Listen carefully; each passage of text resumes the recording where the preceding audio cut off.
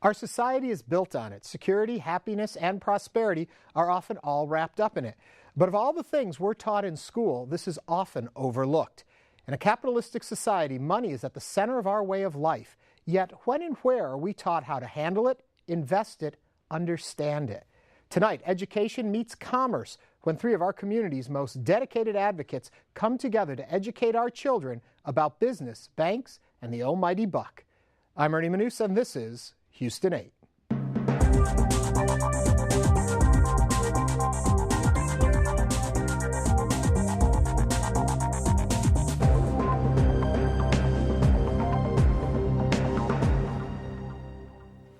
Joining us tonight are Michael Holthaus, founder, Hull House Foundation for Kids; Jennifer Anderson, Executive Vice President, Junior Achievement of Southeast Texas; and Becky Page, founder and past Executive Director, the Academy for Financial Programs, Spring Branch ISD.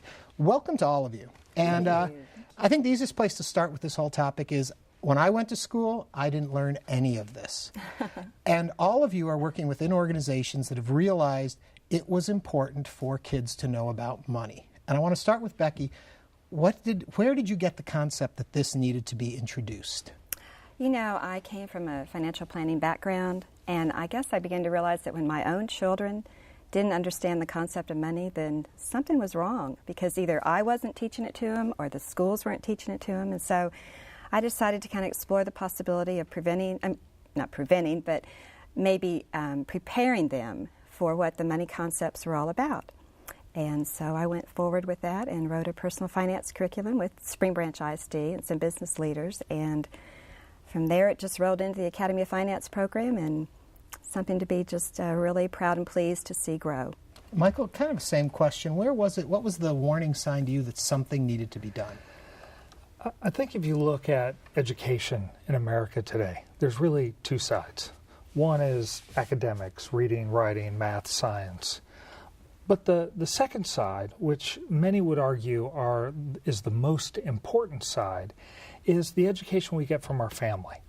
It's life skills and character and learning about money and right from wrong and a moral compass, all of those things. In far too many situations, especially within our public schools, the parents are not passing on financial literacy because they can't teach what they don't know. Mm-hmm. And so the reason it becomes such a big issue to bring it into the classroom is that if the family isn't going to teach it, and I'm not suggesting that there aren't many, many families that are doing this, but there's a whole lot that aren't too. Mm-hmm. If they're not going to teach it, it's so important to our way of life, as you pointed out in the beginning of this, that somebody has to. So we got to bring that into school. Well, it's interesting, too, because, and I had never thought about this way till I started speaking with you folks about it, that I realized it is a hole in our education system, yet it is such an important part of it. Jennifer, what does your organization do? Well, it's interesting that you talked about parents not teaching it. We actually released the results of a poll that we did through with the Allstate Foundation. And in that poll, 81% of the teens that participated said that the recession has caused them to realize that they have to learn more about money management, and their number one resource is their parents. Yet less than half of them have actually talked about money management at home. And it really is one of those things that traditionally we expected parents to do and to explain to the students. And so I guess education didn't start doing that, but they've begun to realize that it's something they need to do. But why? I mean, and for any of you, feel free to jump in at any point at this place. Why would that have been a hole we missed? How did we get to the point? We teach them all of these things in schools, curriculums. Much money is spent every year redefining and developing the curriculums that have been happening in the past. And I know, thanks to all of your efforts, that has changed a bit now. But I'm looking back in time. How did this go overlooked? Why did anyone think this wouldn't be there in the curriculum? I don't know that it was really overlooked. I mean, clearly, when we were in school, we didn't learn how to balance a checkbook. We didn't learn any of that stuff. And yet our parents did it at home. A lot of things have changed in America, especially in the family. I mean, huge divorce rates. If you look at in some of the poorest of the neighborhoods, lots of dads are gone, moms are working multiple jobs. Even if you're in a dual family, well, there's dual incomes. So both of them, we're just so stressed beyond our limits within families that we kind of farm out education to the schools. But the schools aren't designed to teach this kind of stuff. Well, excuse me. Go ahead. I was just saying, I think part of the problem too is parents generally assume that if students see them doing something, they're going to learn it. I balance my checkbook at night. Haven't they seen how to? I've talked to them about budgeting. Didn't they pick up on it? And the reality is that for students, if you can't explain to them why it's pertinent to them, they're really not paying attention.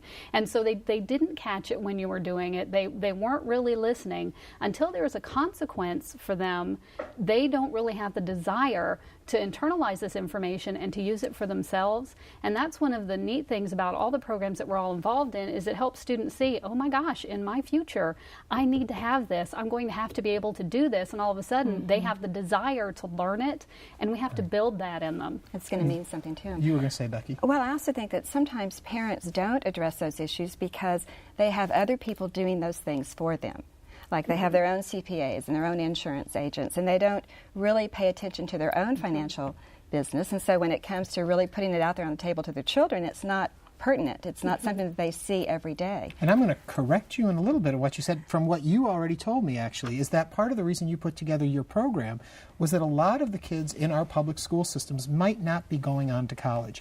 Their last bit of help might be in high school. That's and right. they should come out of high school understanding finance, because then that gives them a leg up for the rest of their lives, even if they don't go to college. Even if they don't. And that's why we were so pleased with the Academy of Finance program, because we were able to get some of those courses approved as dual credit, college credits for the kids. So these children that are not going on to college, they at least got a little bit of a college experience at that type of level, so that it looks great on their resume when they do graduate from high school, that they're able to go on and get really good jobs. And they're also able to handle their money. And handle their money. And in defense of the school districts, I do want to say, too, they are teaching math. They are teaching the pieces that you need. It's the pulling it together to understand it in finance, in interest, in business, in investment, how all of that works. Hands-on experience. Yeah. Michael, tell me a little bit about what you guys actually do. Well, we have a program called Lemonade Day. What's cool about Lemonade Day is that we are teaching literally hundreds of thousands of youth how to start their own business using a lemonade stand. Did you have a lemonade stand when you were a kid? A Kool-Aid stand. There you I go for the sweet, not the sour. And so we take caring adults and we pair them with youth, and they go through this month-long, step-by-step process to learn every aspect, from setting a goal to coming up with a financial plan to the seed capital they need to an advertising plan, all the way through. It teaches financial literacy. It teaches how do you set a goal and make it come true. It teaches them about free enterprise and business.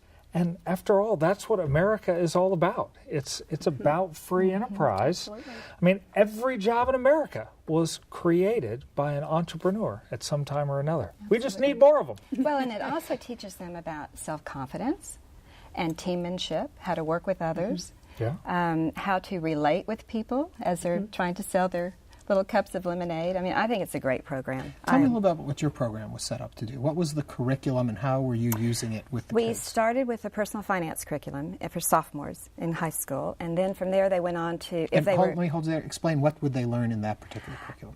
It had 4 components. It had budget and cash flow planning, investments, insurance, and estate planning. And as I was telling Michael earlier in the green room, some of the kids, when we got to the estate planning and wills, they were like, will, and so they actually would go home and ask their parents, wait a minute, do you have a will? Because if something happens to you, what's going to happen to me? And they kind of wanted to know what the next step was. And so we had a lot of parents call in and say, now that you're doing these programs for our kids, do you have something for parents? And that was really interesting to see that type of feedback, where people really wanted programs that were designed to help the parents, help the kids understand And money don't forget concepts. where you were in that. Are there programs out there for parents that if their kids are starting to become wise to all of this, what do we do to help the parents? There are actually a lot of different organizations that are working to help educate adults in financial literacy. We have Money Week Houston that is actually coming up, and they have several different programs that are put on by banks and by credit unions that are free to the people who want to attend, and they're about things like saving and what different kinds of saving you can have and how to handle a checking account. One of the challenges we have here in Houston, we have a very large what they refer to as an underbanked population. There are people here who don't bank. They don't trust their money to a bank. They keep it all at home. So they don't understand a lot of the different things, a lot of the services that a bank has to offer. And so these organizations that are putting on all of these different seminars, they're all designed to help these people who have not used banks before and who don't understand to know here's a place your money will be safe. It is your money. You'll still be able to get to it, but it'll earn interest for you. Instead of paying to go to a payday loan place and have them take a chunk out of your check, put it in here. You can still pay your bills, but you don't have to pay that service fee. It's amazing how many people just don't understand what they're getting into when they go to the payday loan places. And I think it is so important, though, that if you are educating these kids, you need the parents to be coming along for the ride, too. Absolutely. It might just be an oversight that the kids haven't got, but in often cases, it's the problem that the parents just don't know either. You look like you were just chomping at the bit there. Well, it's really interesting. When we do Lemonade Day, we take caring adults and pair them with youth. One of the groups that gets the most out of it are the caring adults that are turning around and teaching kids. Sometimes they know a lot more about this stuff than they even realize. And so when they go to articulate about how do you get a loan or how do you do a budget or so many pieces within entrepreneurship and growing a business, we'll get phone calls on a regular basis where parents will go, you know this stuff you were talking about on page 3? Well, we've started integrating that into our landscaping business. We're growing like crazy. So you're educating them. Well, it's exactly right. If parents will turn around and start investing in their kids, they'll find holes and figure out ways to fill those holes. Yeah. Okay, Becky, I cut you off after the first year, which personal finance, then where do they go? They go into courses like banking and financial systems, international business. They even have an internship between their junior and senior year in a financial institution, and sometimes they get paid to do that. So they get a lot of experience, hands-on experience. Part of the curriculum talks about writing their own resume, interviewing for a job. When they get that paycheck, what does the paycheck look like? How come they didn't get exactly what they were being told they were getting paid? I still question that every so often. Where'd that money go? Where did the money go? It's a great program. It's grown. I'm so proud of it. We started it in 2000. Started out with about 10 kids per high school in Spring Branch. There's 4 high schools, so maybe at the most we had 40 kids in the program the first year. Now there's over 150 in one high school, 120 in another. So it's really grown, and we're really proud of it. Now, is it only in the Spring Branch schools, or has it spread out? Well, it's kind of spread out. There's been there's a National Academy Foundation that kind of charters out these academies to high schools.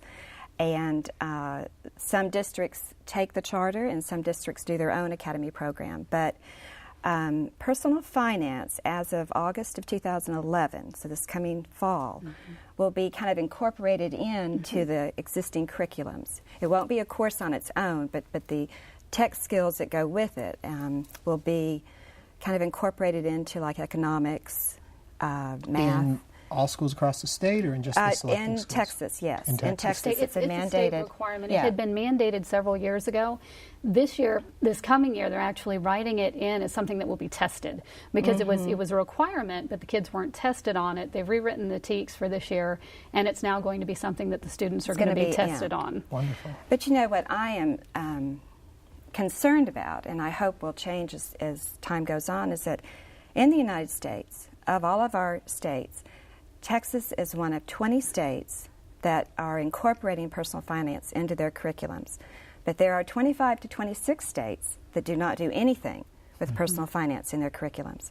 There are 5 states that require a personal finance course to be taken when the kids graduate from high school. So if you look at that, then there's just a lot of room for improvement. Yeah. There's a lot of room for emphasis to be put on having personal finance as a curriculum course. Michael, I'm curious, have you noticed, and I don't know if you guys do this kind of study or not, students that come to Lemonade Day with some kind of financial background training, are they more successful with their lemonade stands? Have we noticed that? Absolutely. But the interesting point is there have been a whole host of studies that look at the earlier you introduce youth to business concepts and to financial literacy, it literally changes the trajectory of the kids. That when you introduce it early, they achieve higher levels of success in their life. And when you have no context, you don't know how to save, you don't know how to work the financial instruments, you put yourself in a position of debt, not really understanding the ramifications and the snowball effect that can have. Wow, it's the old adage, forewarned is forearmed, and if you tell them, it changes their life. Besides just the information, though, do they have to be in an environment that encourages it? Do we see anything that on their own, are they still making the right directional moves, or does it have to be embraced by the community, by the family? Well, ultimately, all youth are responsible for themselves. I mean, we all have to grow up and become healthy, contributing members of society. So they're going to learn it one way or another through the school of hard knocks, or that we can prepare them. It's always better when the family or their mentors or other caring adults will share with them lessons that they've learned and insights so that they can build that for themselves. Because they have to embrace it. Yeah. Okay, Jennifer, I'm going to assume most of our audience are adults here. I don't think we get a lot of the kid crowd watching us. What can you tell parents, grandparents that are watching right now that they can do with their children to help get them on the right path, should they not be lucky enough to have a course like Becky's or the kids are there? There are tons of opportunities that parents have to make a difference, and a lot of it is just taking the time to speak to their kids.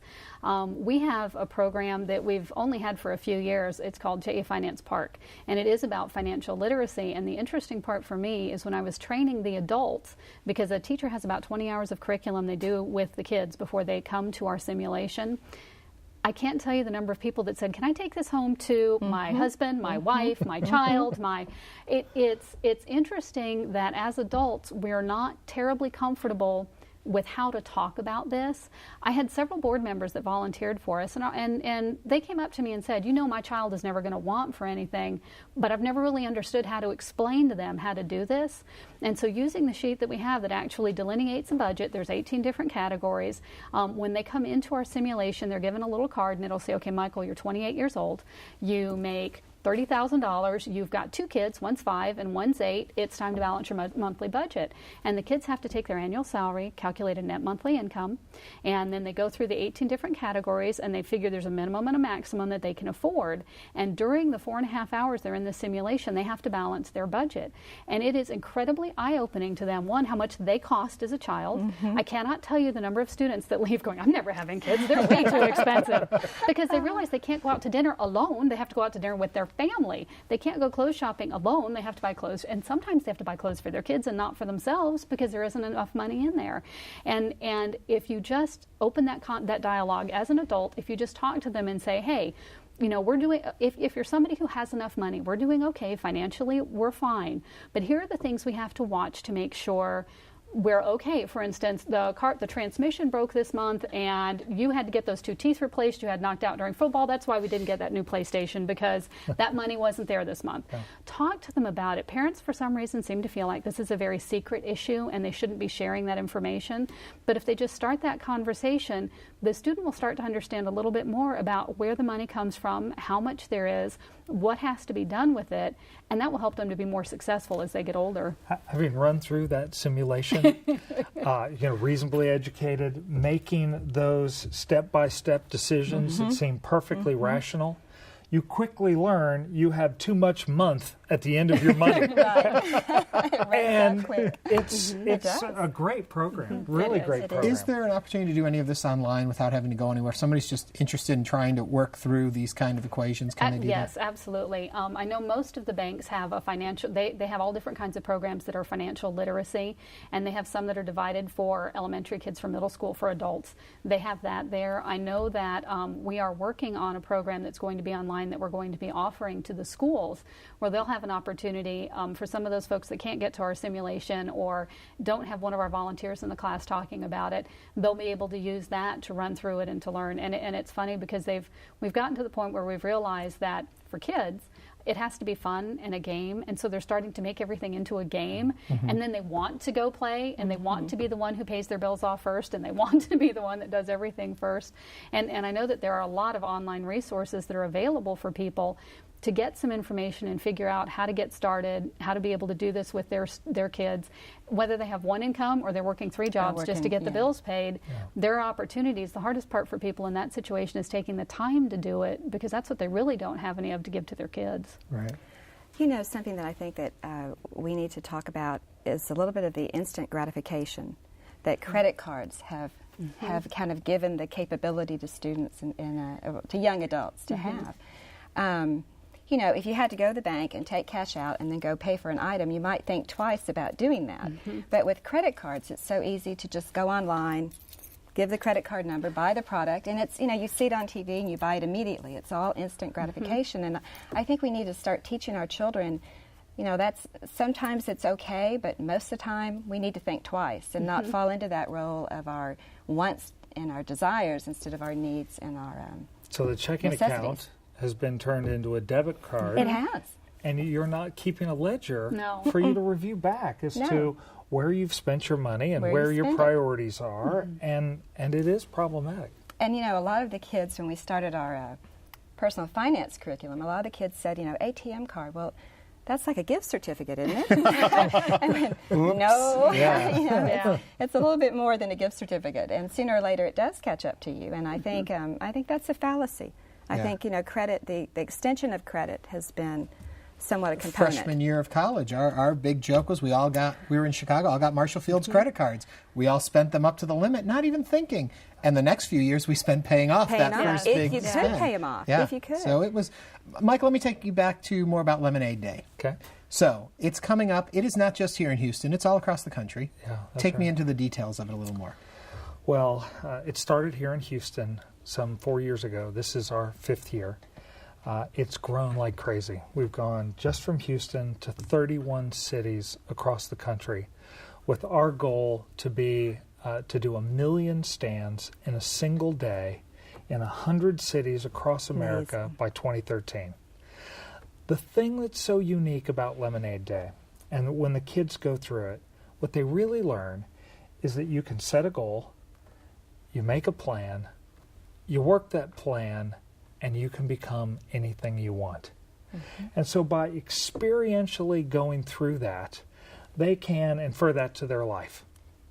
All learning is a journey. It's not a destination. And so what we're talking about here with financial literacy is that they learn a piece and learn how to integrate and use it, which leads you to learning another piece and another piece.